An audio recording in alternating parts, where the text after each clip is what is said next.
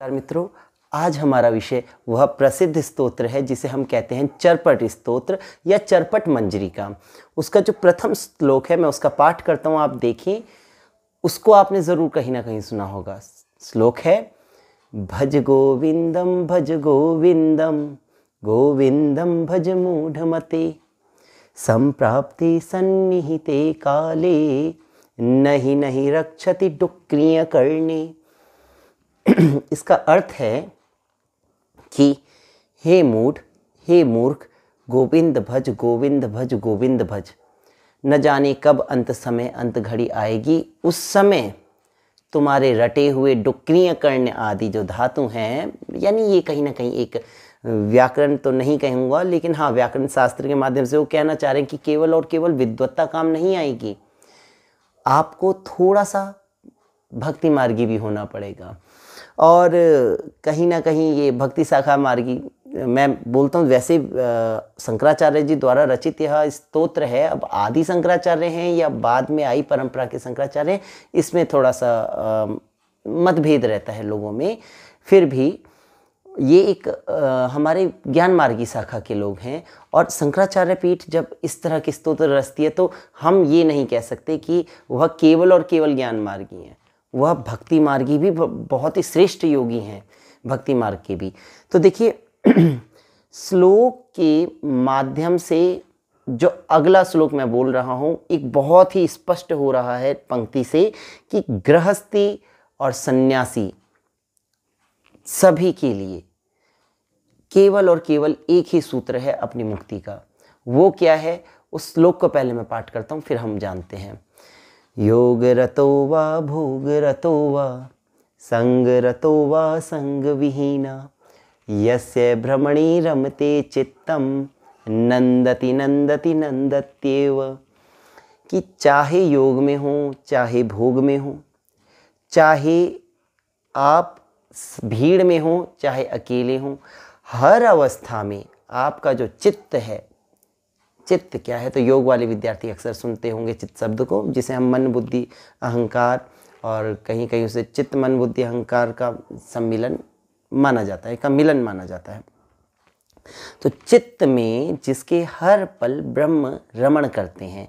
देखिए ब्राह्मण शब्द की परिभाषा भी अगर आप वज्र सूची को उपनिषद में देखेंगे तो कुछ यही मिलेगी अंत में कि ब्रह्मम आचरयति सह ब्राह्मणः। क्या क्या ब्राह्मण नहीं हो सकते, वहाँ खंडन करते हुए अंत में केवल और केवल ब्रह्म का आचरण करने वाले को ही ब्राह्मण कह रहे हैं। तो देखिए जब हम बात कर रहे हैं योग या भोग कुछ भी हो, तो यहाँ योग शब्द से अक्सर लोग सन्यास और भोग शब्द से गृहस्थ को लेते हैं। लेकिन मेरा मानना है अपना व्यक्तिगत कि देखिए वर्ण व्यवस्था में तो गृहस्थ और सन्यास दूसरे और चौथे चरण में वर्णाश्रम व्यवस्था में था ही, जहाँ ब्रह्मचर्य के बाद गृहस्थ और उसके बाद वानप्रस्थ के बाद संन्यास आता था। तो हर मानवीय जीवन में ये दोनों ही आश्रम आते थे। कोई पूर्णतया अगर संन्यास लेता है तो बात और है, लेकिन फिर भी ये चारों ही हर किसी के जीवन में अवस्थाएं आती हैं, और हर किसी मानव के लिए ये श्लोक बहुत ही उपयोगी कैसे है।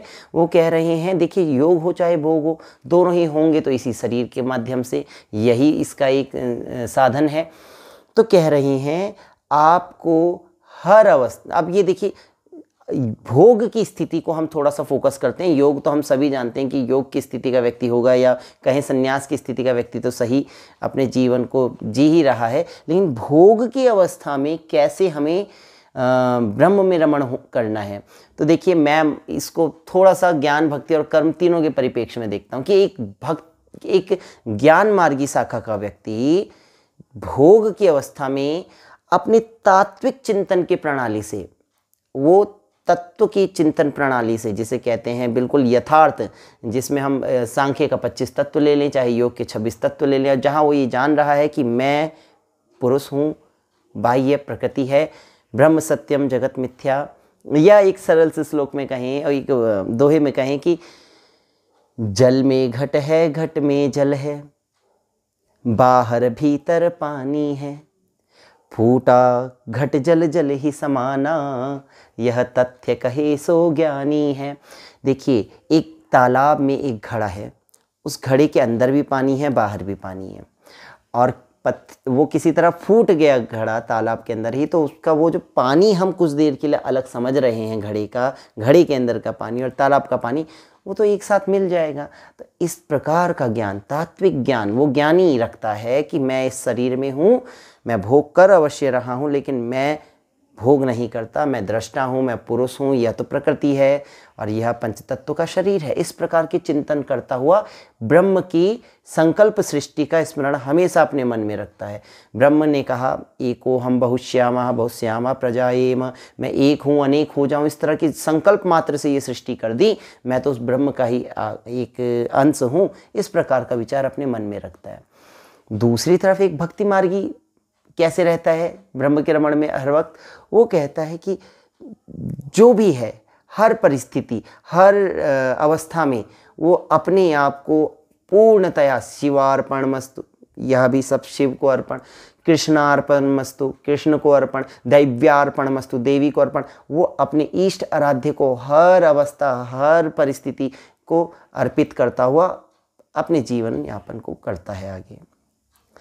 वहीं जो कर्म मार्गी होगा वह क्या करेगा, वह अपने सभी कर्मों को करता हुआ उस ब्रह्म को स्मरण करता, या उस अपने एक जो भी उसका इष्ट है, वो कह रहा है कि मैं कर्म कर रहा हूँ प्रभु, अब यहाँ फल जो तुम्हें देना हो ठीक है।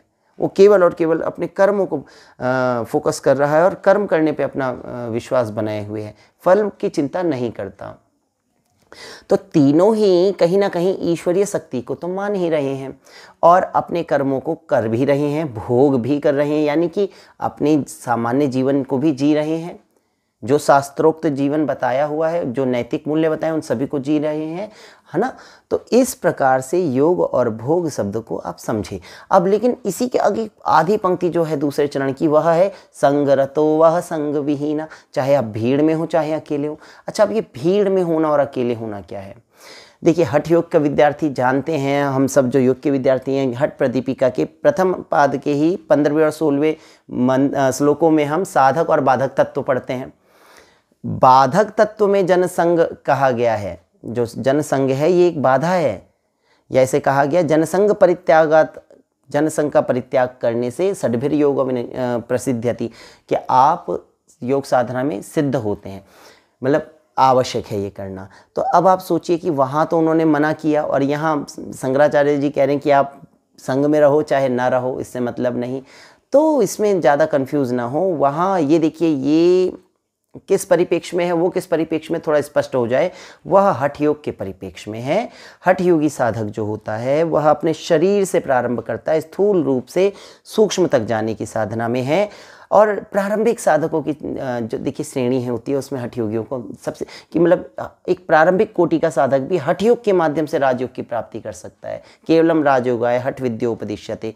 लेकिन जो हठ योगी अभ्यासी है उसे क्या करना है, थोड़ा सा अपने प्रत्याहार की दृष्टि से, अपनी इंद्रियों के नियंत्रण की दृष्टि से भीड़ से थोड़ा अलग रहना आवश्यक है ना। उसके लिए बिल्कुल अलग नियम है कि एकांते मठिका मध्य हठ योगी स्थातव्य हठ योगिना, उसको एकांत में रहना है ना। उसके कुटिया का भी वर्णन है कि उसकी कुटिया कैसी होनी चाहिए, धनु प्रमाण पर्यंतम शिलाग्नि जलवर्जिता इत्यादि। तो फिलहाल ये साधना उस कुंडलिनी जागरण करने वाले या उस प्राण की साधना करने वाले व्यक्ति के लिए है। यहाँ पर तो स्पष्टतया भक्ति मार्गी शाखा, ज्ञान कर्म की जो शाखा है उसके लिए ये श्लोक आया है। तो इस श्लोक का बहुत ही महत्व है। मेरे को ये श्लोक व्यक्तिगत बहुत ही पसंद है। इसका पाठ एक बार अच्छे से करके देखते हैं। योग रतो वा भोग रतो वा संग रतो वा संग विहीना, यस्य भ्रमणे रमते चित्तम नंदति नंदति नंदत्येव। जिसका रमण में, ब्रह्म में रमण चित्त करेगा हर पल, केवल वही प्रसन्न है, वही प्रसन्न है, वही प्रसन्न है। तो आज की इसी व्याख्या के साथ मैं अपना वक्तव्य समाप्त करता हूँ। आगे मिलते रहेंगे। हरि ओम।